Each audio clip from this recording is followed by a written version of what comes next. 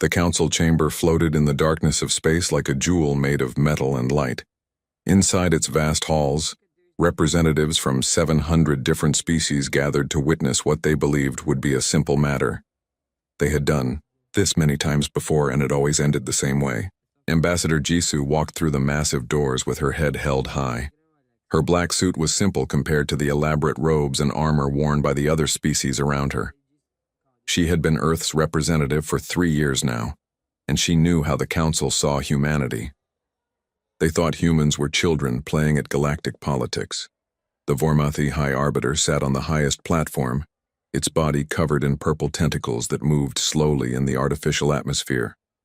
Below him, the Draken War Speaker stood with scales that gleamed like bronze under the lights. These two species controlled the Council, and everyone knew it. Jisoo took her place at the human station, a small platform near the back. From the corner of her eye, she could see Captain Minho watching from the observation area. His jaw was tight, and his hands were clenched. He knew what was coming. The High Arbiter's voice filled the chamber through translation devices. The Council calls Earth to answer for violations of territorial agreements. Human colonists have refused to leave System Kappa 7 despite clear instructions. Jisoo remained silent. She had read the files. The system had been legally claimed by human explorers 2 years ago. The Council simply decided they wanted it for themselves. For the next 4 hours, the Council presented their case. They used big words and complex legal language, but the message was simple. Humanity had broken the rules. Humanity needed to be punished. Humanity needed to learn their place in the galactic order. The tribute they demanded was staggering. 20% of everything Earth produced for the next 100 years. 3 colony worlds surrendered immediately. Restrictions on where humans could travel and what technology they could develop. These terms are generous, the war speaker announced, his voice like grinding stones. We could demand much more. We could take everything. But the Council is merciful to young species who make mistakes. In the observation area, Captain Minho felt his anger rising. Hyejin, the young communications officer beside him, whispered, "They can't be serious. This would destroy us." "They're completely serious," Minho replied quietly. "They've done this to 43 other species. It's how they keep control." Back in the chamber, the High Arbiter addressed Jisoo directly. "Does Earth understand these terms?"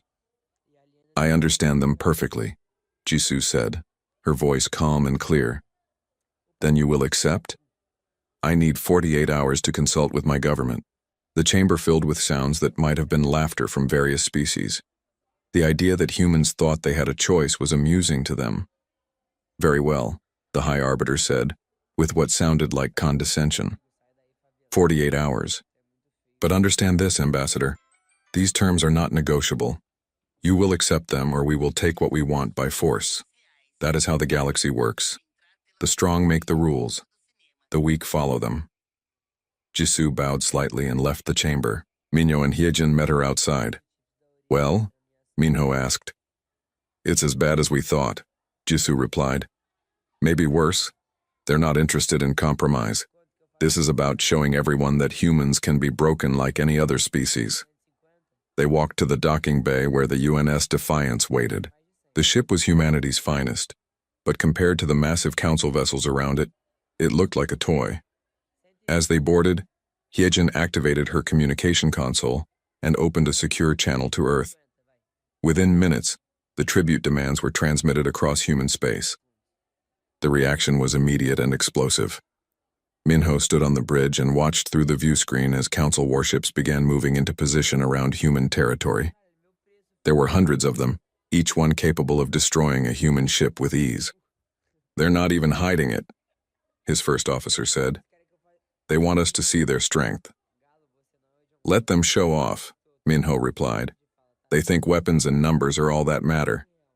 They don't understand humans at all." Hyejin looked up from her station. "Sir, I'm getting messages from Earth. People are scared, but they're also angry. Really angry." Minho nodded. He had expected this. Humans had a long history of responding poorly to threats. Tell a human they must do something, and their first instinct was to ask why. Push a human into a corner and they came out fighting. What do you think we'll do? Hyejin asked quietly. Minho considered the question carefully. He thought about Earth's history. Wars fought for freedom. Revolutions against tyranny. Ordinary people standing up to empires because they refused to bow. I think, he said slowly, that the Council is about to learn something important about humanity. We're not like the other species they've pushed around. We left Earth because we wanted to be free. We built colonies on dead worlds because we refused to accept limits. We've fought each other for thousands of years over the simple right to live as we choose. He turned to face Hyejin directly. The Council thinks this is like every other time they've demanded tribute. They think we'll calculate the odds, see their massive fleets, and surrender. But they're making a mistake. They're assuming we value survival above everything else. Don't we? Hyejin asked. No, Minho said firmly. We value freedom. We value dignity. We value the right to say no. Some humans will argue for surrender. Some will want to negotiate. But in the end, I know my species. When someone puts a gun to our head and demands we kneel, we're more likely to grab the gun. Over the next 2 days, the debate raged across human space. Every government, every colony, every settlement discussed the ultimatum. The arguments were fierce. Some people pointed out the obvious fact that the Council could destroy humanity completely. Their fleets were overwhelming. Their technology was superior. Fighting was suicide. But other voices spoke louder. They talked about what it meant to be human. They reminded everyone why their ancestors had left Earth in the first place. They asked a simple question. What was the point of surviving if you had to spend the next century as slaves? Slowly, a consensus formed. It wasn't based on military strategy or political calculation. It was based on something deeper, something the Council had never understood. Minho watched the reports coming in and allowed himself a grim smile. The Council thought they had trapped humanity. They thought the choice was between submission and death. They were about to learn that humans saw a third option. Defiance. Deep beneath the city of Geneva, in a chamber built to survive anything short of a planet cracking, the United Earth government assembled for the most important session in human history. Premier Somin sat at the head of the table, her face showing the stress of someone who held billions of lives in her hands. Around the table sat representatives from every major human settlement. Mars, Europa, Titan, and dozens of smaller colonies all had voices here. On the walls, screens showed similar meetings happening across human space. This decision would not be made by politicians alone. Dr. Junho stood to present his analysis. He was a military historian who had spent his entire career studying warfare and politics. His data was thorough and his conclusions were devastating. The Council's combined military strength is approximately 50 times greater than ours, he began, displaying charts and numbers. They have weapons we can barely understand. Their shields can withstand anything we can throw at them. Their ships are faster, stronger, and more numerous. He paused, letting the information sink in. If we fight, we will lose. That is not pessimism. That is mathematical certainty. Silence filled the room. Everyone had known this, but hearing it stated so clearly made it real. Admiral Daehyun stood next. He was an old soldier with scars from the colony wars, a man who had spent 40 years learning how to fight and win, but even he looked troubled. Dr. Junho is correct about a conventional war, he said. Ship to ship, fleet to fleet, we cannot win. But war is not just about ships and weapons. It's about will. It's about what you're willing to sacrifice. He activated another display, showing historical battles from Earth's past. Humans have lost many wars, but we've also won wars we should have lost. We've defeated empires with guerrilla tactics. We've made victories so expensive that the winners wish they had never fought. Premier Somin leaned forward. You're saying we can't win, but we can make them regret attacking us? I'm saying we can make them pay a price they never imagined, Daehyun replied. The Council has never fought a species willing to use total war. They're used to civilized conflicts with rules and limits. We can throw out every rule. We can turn every colony into a fortress. We can make them bleed for every meter of space. A representative from Mars colony stood. His name was Young-ho, and he spoke with passion. My grandparents died building the first dome on Mars. They didn't do that so their grandchildren could become slaves. They did it because they believed humans should be free to build their own future. He looked around the room. I've read about the tribute demands. 20% of everything we make for a century, our children and grandchildren working to make the council rich while we stay poor. Is that the future we want? Better than everyone dying, someone else argued. If we fight and lose, they might decide to exterminate us completely. At least with the tribute, we survive. Survive as what? Young-Ho shot back. As a warning to other species? As proof that the council can break anyone? That's not survival. That's just a slower death. The debate continued for hours. Some argued for accepting the tribute and working to change things slowly over time. Others wanted to negotiate for better terms. But a growing number were reaching a different conclusion. Commander Nari, head of special operations, spoke quietly, but everyone listened. I've spent 20 years training soldiers. I know what it takes to fight. But I also know what it takes to quit. And I'll tell you something about the human species. We're terrible at quitting. She stood and walked to the center of the room. Every species the council has dominated accepted their terms because they made a rational calculation. Survival versus death. Safety versus war. It makes sense to choose survival, but humans don't always make sense. We climb mountains that kill us. We explore places that destroy us. We fight for ideas that can't be measured in ships or credits. The council sees this as irrational. I see it as our greatest strength. Premier Soman had been listening carefully to everything. Now she spoke. Let me ask a different question. If we accept the tribute, if we bow to the council, what do we become? Not as a government or a military, but as a people? Dr. Junho answered thoughtfully. Historically, species that accept domination tend to lose their identity over time. They become part of the dominant culture.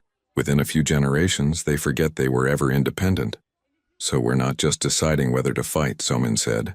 We're deciding whether humanity as we know it continues to exist. The room fell silent as everyone considered this. It wasn't about economics or military strategy anymore. It was about identity. Admiral Daehyun pulled up a new display. If we choose to fight, here's what I recommend. We don't defend fixed positions. We make them come to us. We turn our colonies into traps. We use hit-and-run tactics. We target their supply lines and support ships. We make this war so long and so bloody that even when they win, they lose. You keep saying when they win, someone pointed out. Not if. Because I'm a realist, Daehyun replied. We cannot destroy their fleet, but we can destroy their will to fight. That's how you beat a stronger enemy. You make victory taste like defeat. Messages were coming in from across human space. Town halls and assemblies everywhere were having the same discussion. And slowly a pattern emerged. The people were scared, but they were not willing to submit. On Mars, workers voted to continue building weapons instead of accepting the tribute. On Europa, miners volunteered to turn their stations into military bases. On Titan, families recorded messages saying they would rather die free than live as servants.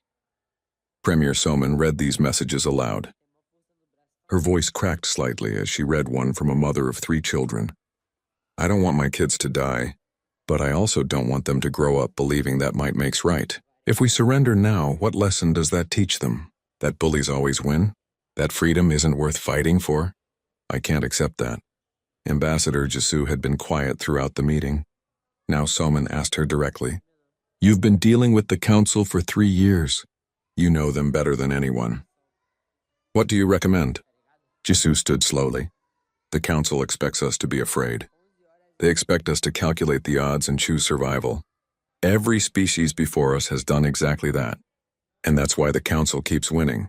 She looked around the room. But what if we don't do what they expect? What if we simply tell them no? Not negotiate, not plead, just refuse. They'll attack, Dr. Junho said. Yes, Jisoo agreed. They will. And thousands of humans will die. Maybe millions. Maybe all of us. But the galaxy will see that at least one species refused to bow.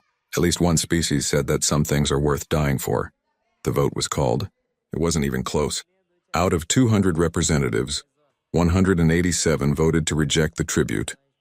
The others abstained, unable to vote for what might mean the end of humanity, but also unable to vote for submission. As the meeting ended, Premier Somin sent a message to every human settlement. In 47 hours, Ambassador Jisoo will deliver our response to the council. We have chosen to remain free. Whatever comes next, we face it together. We are humanity. We do not kneel. Across human space, people watched the announcement. Some cried, some prayed, but most simply went back to work with a new determination. If war was coming, they would be ready. Not ready to win, but ready to show the galaxy what humans were made of. On the Defiance, Captain Minho received the decision and nodded. He had known what his species would choose. Now came the hard part, making that choice mean something. The council chamber was more crowded than anyone could remember. Word had spread across the galaxy that humanity was about to respond to the tribute demand. Most species expected the humans would try to negotiate. Some thought they might actually refuse, which would be entertaining before the inevitable surrender. Representatives from 700 species filled every available space. Some had come out of political interest. Others came for the spectacle. It had been 50 years since any species had seriously resisted the council, and that resistance had lasted less than a day. The Vormathi High Arbiter sat in his elevated position, tentacles moving in patterns that his species used to show satisfaction. Below him, the Draken War Speaker stood with his arms crossed, scales gleaming under the lights. They had already prepared the military response for when humanity accepted the terms. Outside the chamber, aboard the Defiance, Captain Minho sat in his command chair with his crew at their stations. They were not at battle stations yet, but every person knew where they needed to be if violence started. The ship's weapons were powered down as a sign of peace, but they could be ready to fire in seconds. Hyejin monitored every communication frequency. Her fingers trembled slightly as she worked. She was only 24 years old and she was about to witness history. All channels are reporting the same thing, she told Minho. Every news service in the galaxy is watching. Some are running betting pools on how long our negotiations will take. Let them bet, Minho said quietly. They're about to lose their money. The massive doors to the council chamber opened and Ambassador Jisoo entered. She walked alone, carrying nothing, wearing the same simple black suit she always wore. Her steps were measured and calm as she crossed the enormous floor toward the central platform. The walk took 3 full minutes. In that time, the chamber fell silent. There was something in Jisoo's posture that made even the most arrogant species representatives pay attention. She reached the platform and stood before the High Arbiter. She did not bow. She did not show any sign of fear or submission. She simply waited. The High Arbiter spoke, his translated voice filling the chamber. Ambassador Jisoo of Earth. The Council has granted your government 48 hours to consider our generous terms. That time has now passed. Does Earth accept the tribute we have demanded? No, Jisoo said clearly. The chamber erupted in confused sounds. Various species made noises of surprise, amusement, or disbelief.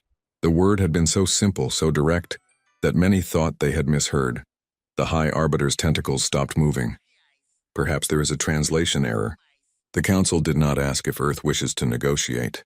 We asked if you accept our terms. I understood the question, Jisoo replied, her voice carrying across the vast space. And my answer is no. Earth does not accept your terms. We will not pay tribute. We will not surrender our colonies. We will not submit to your authority. Now the chamber fell into a different kind of silence.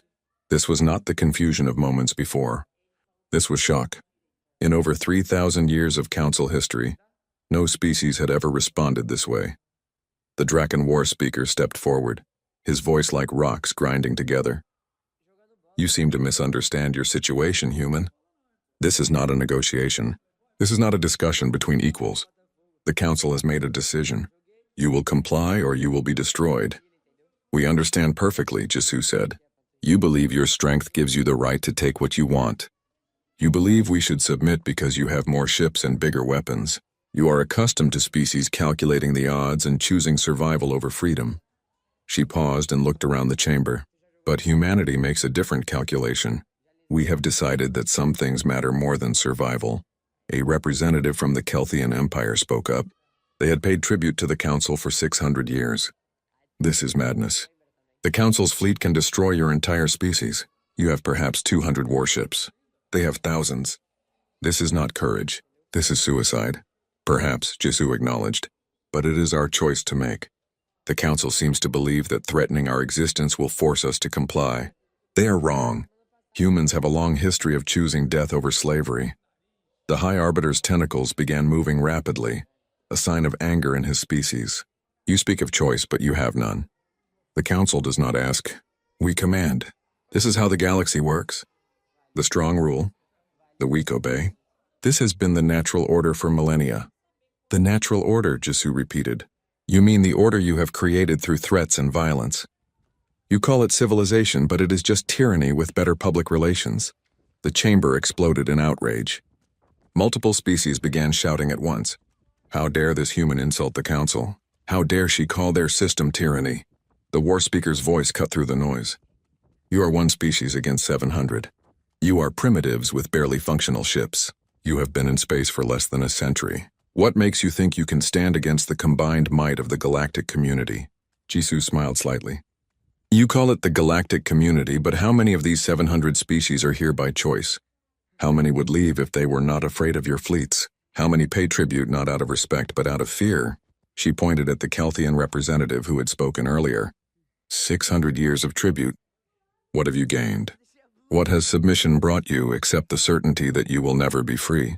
The Kelthian said nothing, but others could see the pain in his expression. Jisu turned back to the High Arbiter.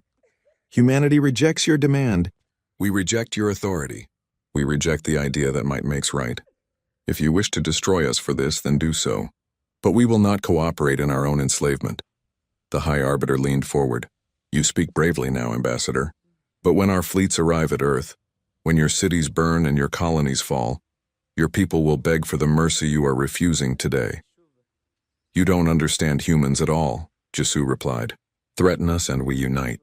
Attack us and we fight back. Push us into a corner and we come out swinging. You think this is about military strategy or political calculation? It's not. This is about who we are.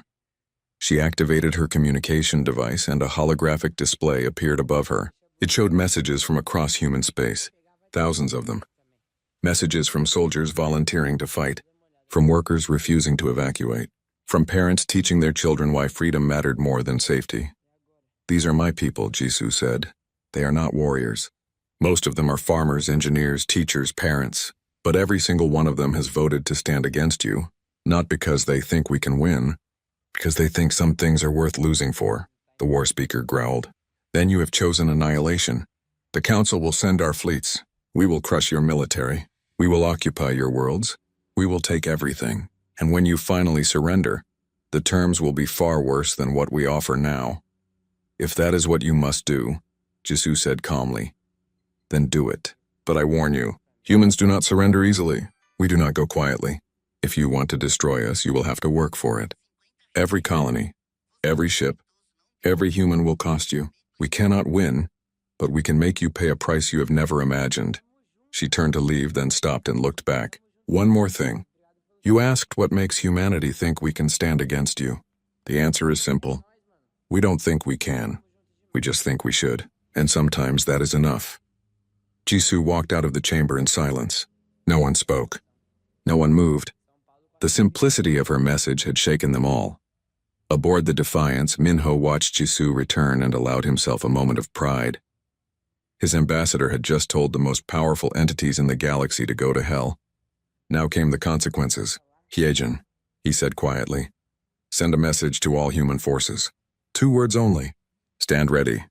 Across human space, those 2 words were received and understood. The debate was over. The choice had been made. Now came the war. In the council chamber, the High Arbiter issued orders. Assemble the subjugation fleet. 3,000 ships. Make an example of humanity that the galaxy will never forget. The war speaker smiled with too many teeth. Finally, I was hoping they would refuse, but some representatives were troubled. They had heard something in Jisu's voice that worried them. Not fear or bravado, something deeper, certainty. One word had changed everything.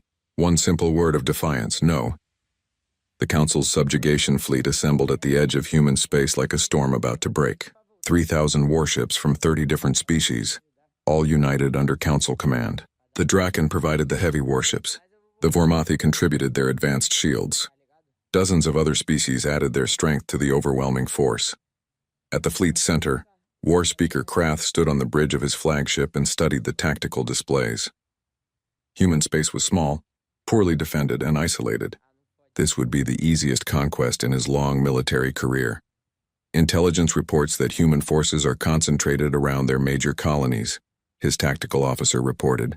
They appear to be preparing for defensive operations. Krath made a sound that was almost laughter. Defensive operations. Against this fleet. Begin the advance. First target is the mining colony at New Busan. We will demonstrate what happens to species that refuse the council. The fleet moved forward, 3,000 ships advancing in perfect formation. They expected resistance. They expected desperation. They expected a quick victory. They got something very different. Lieutenant Minji sat in the cockpit of her fighter, waiting in the shadow of an asteroid field near New Busan. She was 26 years old, the daughter of miners who had built this colony with their own hands. Behind her, 50 other fighters waited in silence. Contact, her sensor operator announced quietly. Lead elements of the council fleet entering the sector. Count as 300 ships. Minji felt her heart racing but kept her voice steady. Hold position. Wait for them to commit. The council fleet advanced with confidence. Their sensors detected the human fighters but dismissed them as irrelevant. What could 50 small fighters do against 300 warships? They were about to find out. Now, Minji ordered. The fighters burst from the asteroid field at full speed. They were small, fast, and carried weapons that the council had never bothered to study properly. The lead fighters fired their railguns, accelerating metal projectiles to a fraction of light speed. The first council ship never saw the attack coming. The projectile tore through its shields like they were paper and punched a hole through its core. The ship exploded in brilliant light. Before the council fleet could respond, 20 more ships died the same way. The fighters were too small and too fast for the heavy weapons to track. By the time the council ships tried to pursue, the fighters had vanished back into the asteroid field. What just happened? Krath demanded as reports flooded in. Unknown weapons, sir. Kinetic projectiles at extreme velocity. Our shields were ineffective. Krath studied the tactical display with new attention. 21 ships destroyed in less than a minute. No human casualties. Pursue them. Find those fighters and destroy them. But the asteroids made perfect cover.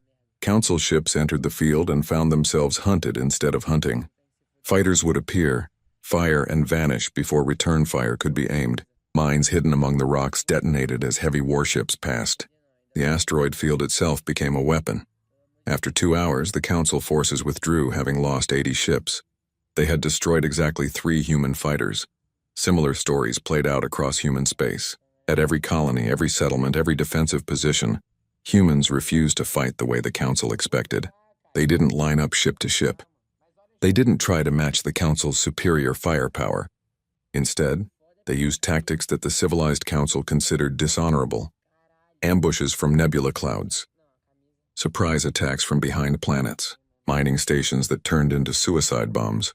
Supply convoys destroyed by fighters that appeared from nowhere. At the mining station above New Busan, Commander Wanho watched the council fleet approaching. He had 200 miners with him, most of them civilians who had volunteered to stay behind. The station had no weapons, no shields, no defense worth mentioning. Power up the engines, he ordered. Sir? His second-in-command asked in confusion. You heard me. Full power to the main engines. And evacuate everyone to the escape pods. Understanding dawned. You're going to ram them. This station weighs 100,000 tons, Wanho said calmly. At full acceleration, we become a missile. Get our people out. I'll handle the steering. The escape pods launched as the council fleet closed in. They expected the station to surrender or be destroyed. Instead, it accelerated directly toward their formation. Wanho aimed for the largest Draken heavy cruiser. The council ships tried to destroy the station, but it was already moving too fast. Their weapons tore chunks from it, but they couldn't stop its momentum. The station hit the cruiser at thousands of kilometers per hour. Both exploded in a fireball visible from the planet below. The debris scattered in all directions, damaging 6 other council ships. The message reached every human force. Commander Wanho was dead, but he had taken 7 enemy ships with him. Engineer Seojin worked frantically in the shipyards orbiting Mars. He had designed most of humanity's new weapons, and he was running out of time to build more. How many railgun systems do we have ready? Admiral Daehyun asked, visiting the facility. 200, Seojin replied, not looking up from his work. But they're nothing special. Just magnetic accelerators firing metal slugs. Simple physics. Simple is good, Daehyun said. The council keeps looking for complicated weapons. They don't expect us to just throw rocks really hard. Seojin finally looked up. Admiral, we're losing. You know that, right? We're killing their ships, but they have so many more. Eventually, they'll overwhelm us. I know, Daehyun admitted. But every ship we destroy costs them. Every day we hold out costs them. We're not trying to win. We're trying to make them realize that winning isn't worth the price. The Council fleet pressed deeper into human space, but the advance was slow and bloody. They had expected to occupy the outer colonies in days. Instead, weeks passed and they were still fighting for every meter. Krath watched his casualty reports with growing frustration. 3,000 ships had become 2,200. Every victory cost dozens of vessels. The humans were not fighting with honor or following any rules of warfare. They fought with pure desperation. They're targeting our supply ships, his logistics officer reported. 15 more destroyed today. We're running low on fuel and ammunition. How? Krath demanded. Those ships are protected by escorts. They're nowhere near the front lines. The humans aren't staying near the front lines, sir. They're everywhere. Small groups of fighters striking and vanishing. We can't defend everything at once. Minji and her squadron had evolved their tactics. They no longer waited for the enemy to come to them. They hunted supply convoys deep behind enemy lines. They sabotaged repair stations. They made the Council afraid to split their forces. Contact, her sensor operator called. Supply convoy, 20 ships, 10 escorts. Standard approach, Minji ordered. Hit the escorts first, then the supply ships. In and out before reinforcements arrive. The attack was brutal and efficient. The escorts died before they knew they were under attack.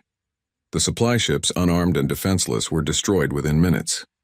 Minji's squadron vanished before Council reinforcements could respond. They had perfected the art of guerrilla warfare in space. But the Council fleet kept coming. Slowly, inevitably, they pushed deeper. Human forces could not hold any position for long. They would fight, inflict casualties, and then retreat to fight again elsewhere. Colony after colony went dark as the Council advanced.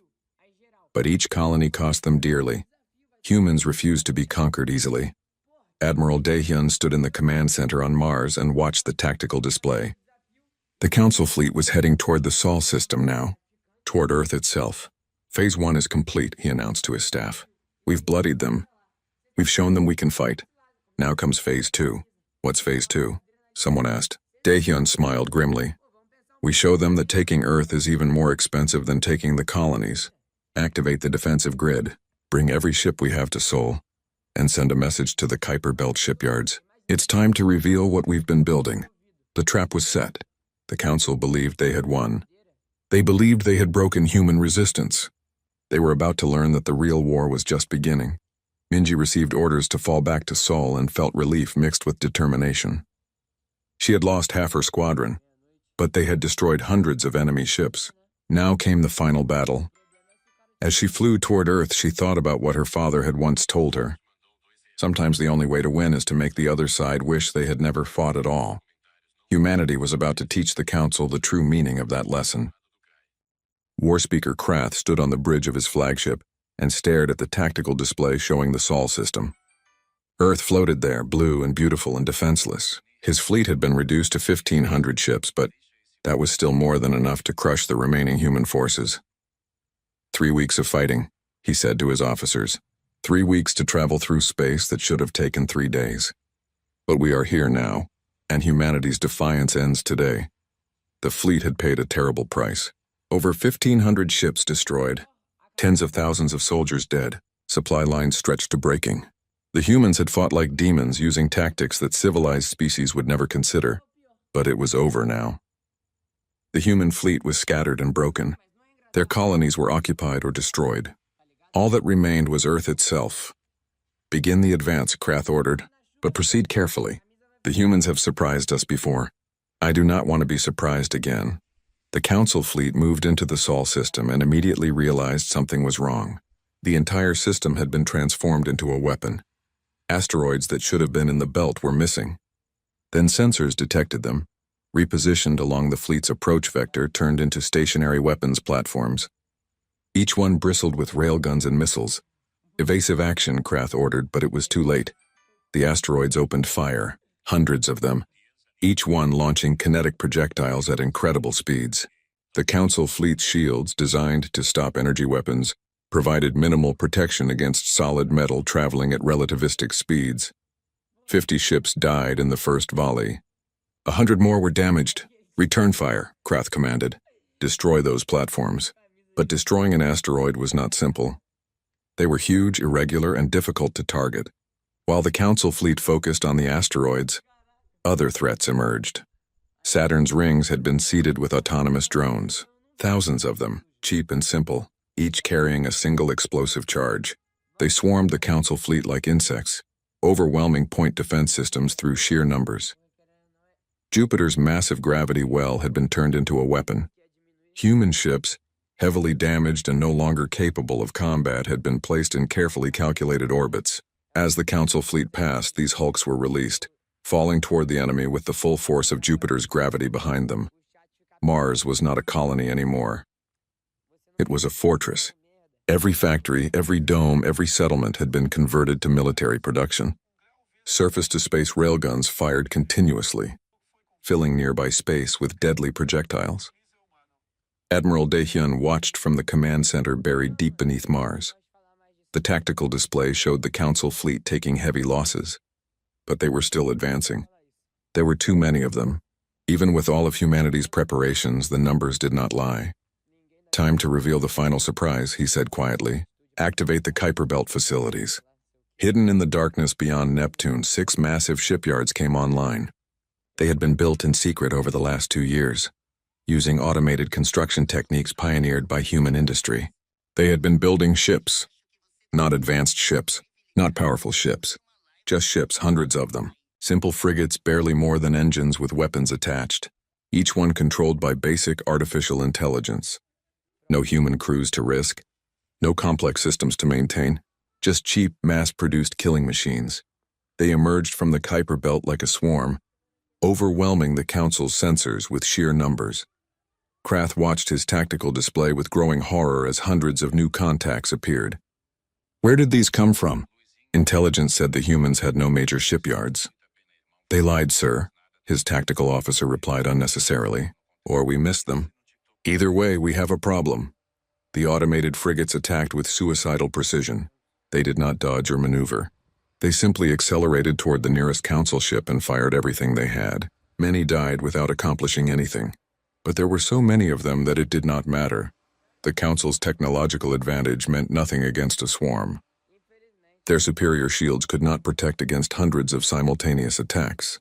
Their advanced weapons could only kill one target at a time. Lieutenant Minji led her surviving squadron in another attack run. She had been fighting for weeks now, barely sleeping, living on stimulants and pure determination. Her fighter was held together with repairs upon repairs. Target the command ship, she ordered her squadron. If we're going down, we take their leader with us.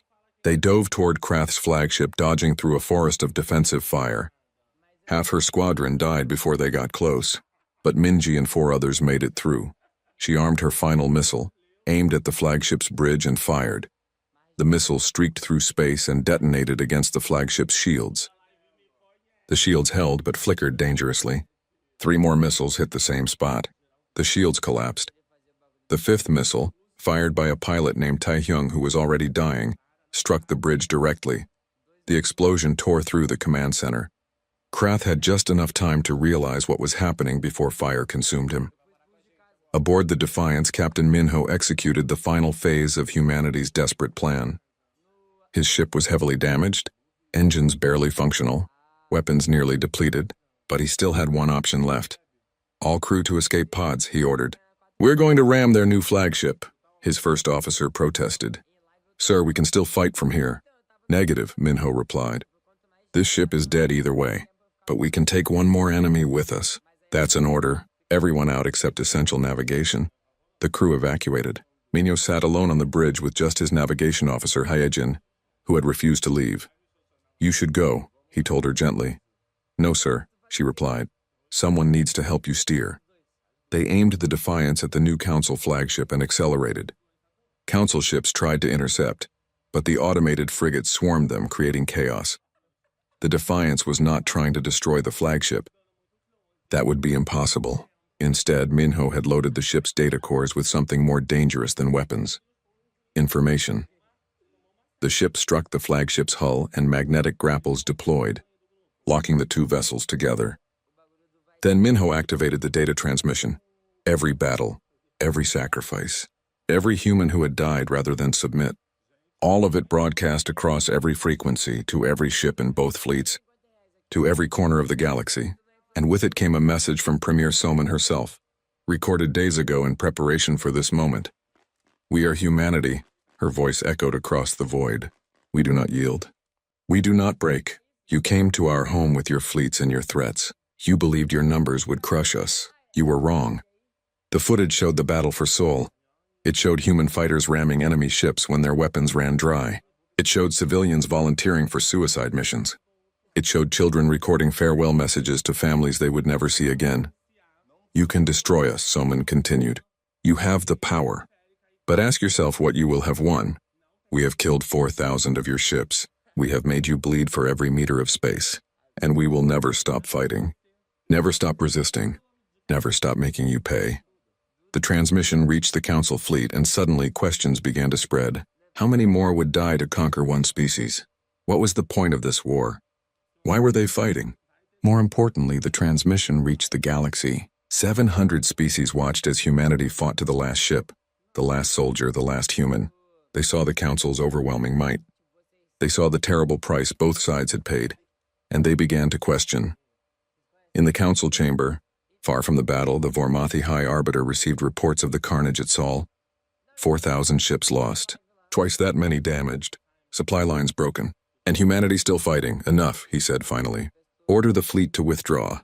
His advisors protested. "We can still win. We have superior numbers. At what cost?" The Arbiter replied. "Another 1,000 ships? 2,000? And what do we gain?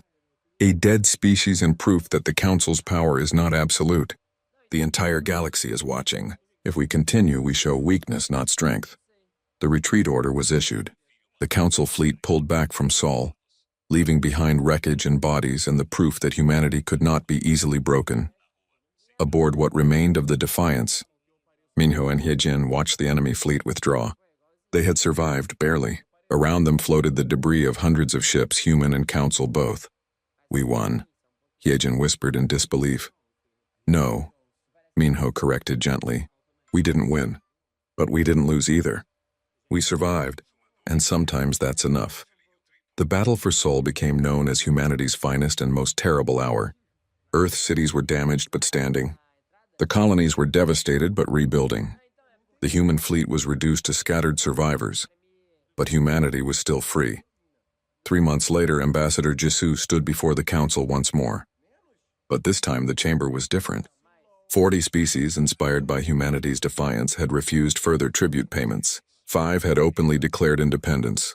The Council's absolute authority was cracking. "The tribute demand is withdrawn," the High Arbiter announced stiffly. "Earth will maintain its sovereignty and territorial claims." Jisoo nodded but did not celebrate. She had seen the casualty reports. 3 million humans dead.